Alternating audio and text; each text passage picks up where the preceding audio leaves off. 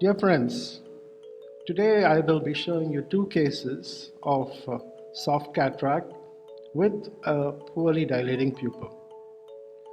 It's always been my dictum that when I'm confronted with a soft cataract and a poorly dilating pupil that I will always use intracameral pupil dilating devices. Because if I happen to get a central crater, then it would be extremely difficult to gain access to the peripheral rim of cortex or epinuclear shell. However, by the time I did this case, maybe it was a matter of a mild overconfidence, or I wanted to simply raise the bar, I'm not sure which. I decided that I would like to perform this case without the aid of intraoperative pupil dilating devices. As recommended, I am performing a pupil hugging capsulorhexis.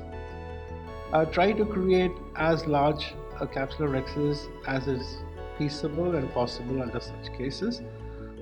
Pay attention to hydrodissection because you may not see the fluid wave, but you will notice the rise of the central part of the nucleus.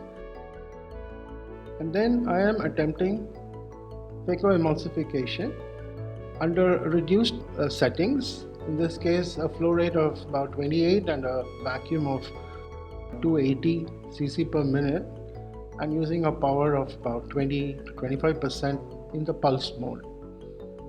As expected, I'm not able to get a good and a firm hold in order to execute a perfect job. In spite of that, I tried to impale the nucleus or at least achieve a reasonable amount of hold on the soft nucleus in order to crack it up or to chop it into manageable pieces. But every time I apply vacuum, not even phaco power, bits of nuclear material seem to get aspirated, and there is cheese wiring.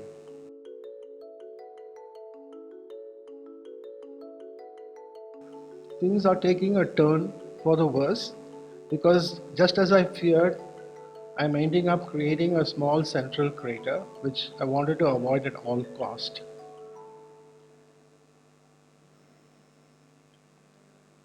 The control over the surgery was becoming lesser and lesser. I now exchange the chopper for a Sinskey hook, and while I'm aspirating the peripheral cortex, finally it happens. There is a rent or a tear in the posterior capsule, and a very unnatural black zone appears in the periphery at around 5 o'clock position, which I know for certain to be vitreous, which also presents itself at the wound in the region of the clear corneal incision. At this point, I decide to take some reparative steps. I enlarge the side port a bit because this was created with the MBR blade.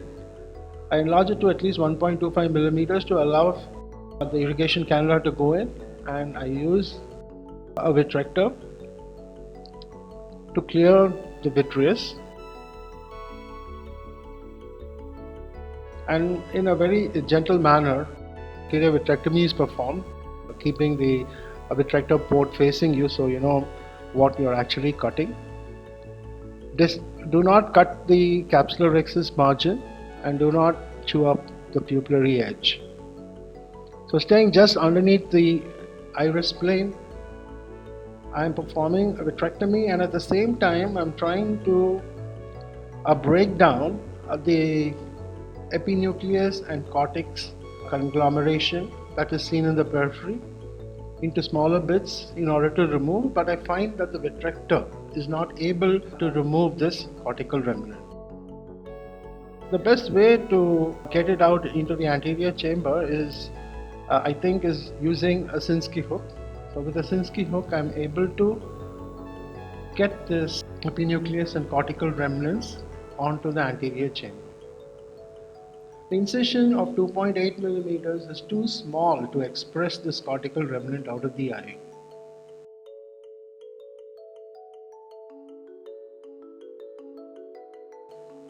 I attempt once, and then I realize that the incision size is too small, and I take a decision to enlarge it to 5.25 millimeters using an extension keratome.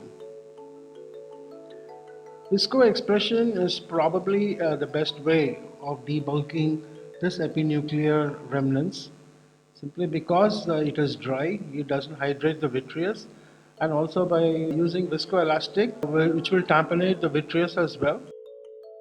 And you can make it act as an instrument that will push the epinuclear shell outwards. So in order to get this epinuclear shell outwards, the viscoelastic is directed in the proper plane and the incision is slightly depressed.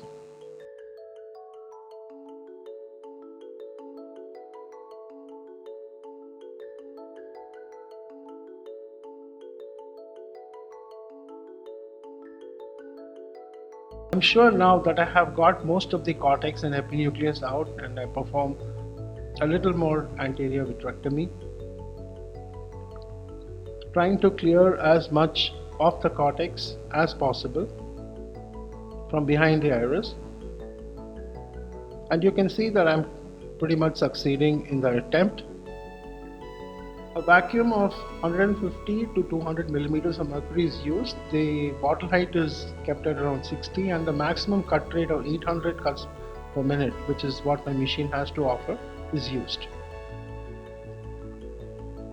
So after clearing up most of the cortical remnants from within the pupillary area and as well as from the periphery, I decide that I will rehabilitate this patient by using an iris claw lens. Now there are certain difficulties in using an iris claw lens as a hot case or as a primary implantation, because one, the incision is at 120 degrees and therefore not possible to place the iris claw lens horizontally at 180 degrees. We need to place it at right angles or at least parallel to the incision site. So this is the orientation that I will place the iris claw lens. So the side port incision in a secondary implant can be made small. However, I feel that when you're doing it as a primary procedure intraoperatively, to have a slightly larger side port, and I'm using the side port which has already been created in order to help with the enclavation process. After testing that the lobster claws are open and functioning, the iris claw lens is gently inserted within the eye. It is positioned. Well, this is a point I'd like to make. Instead of making a very small stab incision in the sclera, make a generous at least 1.25 millimeter incision, because the instrument that is used for enclaving should be exactly at right angles to the enclavation portion of the iris claw lens, which means that the second instrument may have to move laterally slightly. If you are at an angle, then it will not be possible to enclave it. You will feel a distinct give as the forceps passes through the claw, and you know it is enclaved, and this enclavation is pretty strong. So my point I'd like to make is make a slightly generous side port incision in order to help with the enclavation process.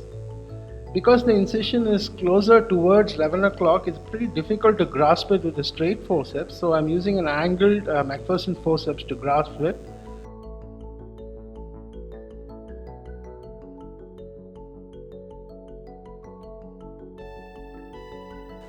You see, lateral movements have to be made to be able to detect and create the enclavation process. So once enclaved, the enclavation is pretty strong, and I create the PI using the vitrector itself, and then wash off the viscoelastic from the anterior chamber with the Simcoe cannula. While doing so, I am looking for small tugs at the pupillary margin which will indicate the presence of vitreous in the anterior chamber. Well, none of this is happening. The ease with which the anterior chamber billows up and down, the roundness of the pupil and the absence of pupillary tug indicates that the anterior chamber is clear of vitreous. This wound sealed pretty well with hydration and the case was closed. The patient did quite well, and 2 weeks later she came to us because she wanted the other eye to be operated. And let's see how I handle the other eye with the prior experience of what has happened. This is the other eye of the patient, a similar cataract and a similar pupil.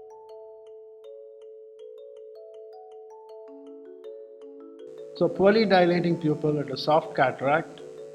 This time I'm not taking any chances because, as they say, once bitten, twice shy. I make 4 ports for the implantation or the use of iris hooks to dilate the pupil. So these are standard iris hooks that are used. They can be inserted through a 23 gauge MVR opening in the eye. They're tagged on to the pupil and they are initially tightened slightly, and after implanting all the 4 hooks, the right amount of dilation is achieved by further pulling on these hooks. So all 4 hooks are made to engage the pupil and give sufficient amount of dilation.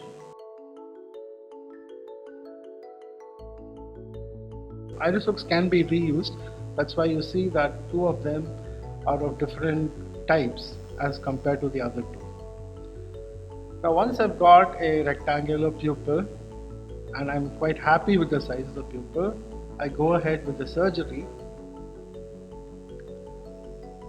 I'm not comfortable with using iris hook sub-incisionally to prevent the iris from getting snagged while introducing the phaco tip. But it is highly recommended that you do so because it will enable easy access into the anterior chamber while using the phaco tip. A gentle hydrodissection is achieved. All these stages, all these steps are similar as to the previous case.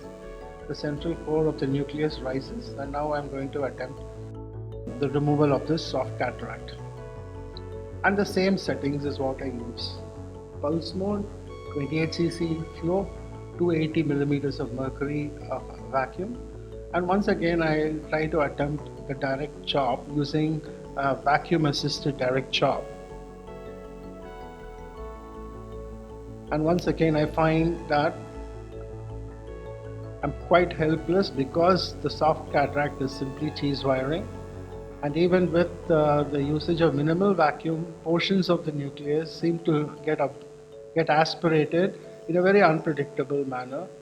And once again, like in the previous case, I'm ending up creating a central crater and I'm not getting a decent chop with which I can hold and yank the peripheral cortex centrally. But the advantage I have in this particular case is I have good visibility because of the pupil dilation.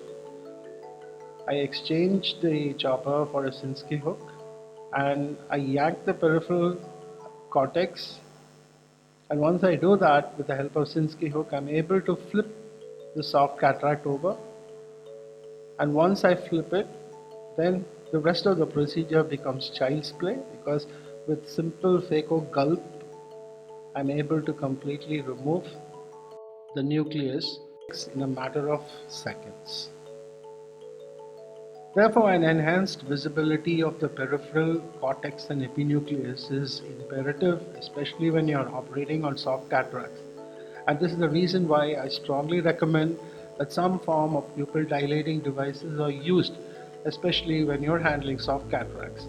And do not try to attempt performing phaco in small pupils, especially if you have either a very soft cataract or a very hot cataract.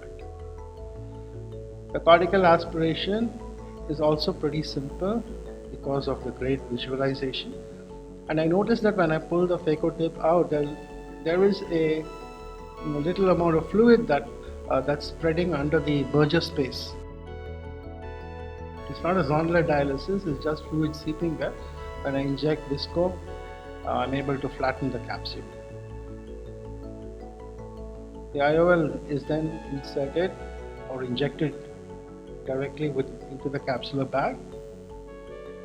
The viscoelastic is removed from behind the IOL. The iris hooks are gently priced out from within the eye.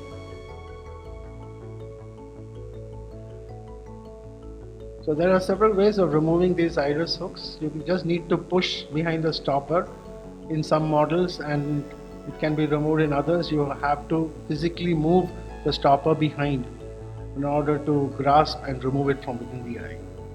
A reasonably good, well-centered pupil, and the case has gone on without any hitch.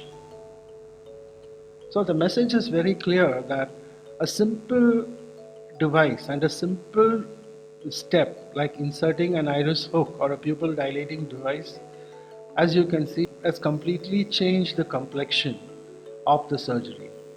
Every step of the surgery was easier to do, it was more predictable, and therefore it gives you a greater margin of safety, a better peace of mind, and of course a much better surgical end result. I thank you for your attention.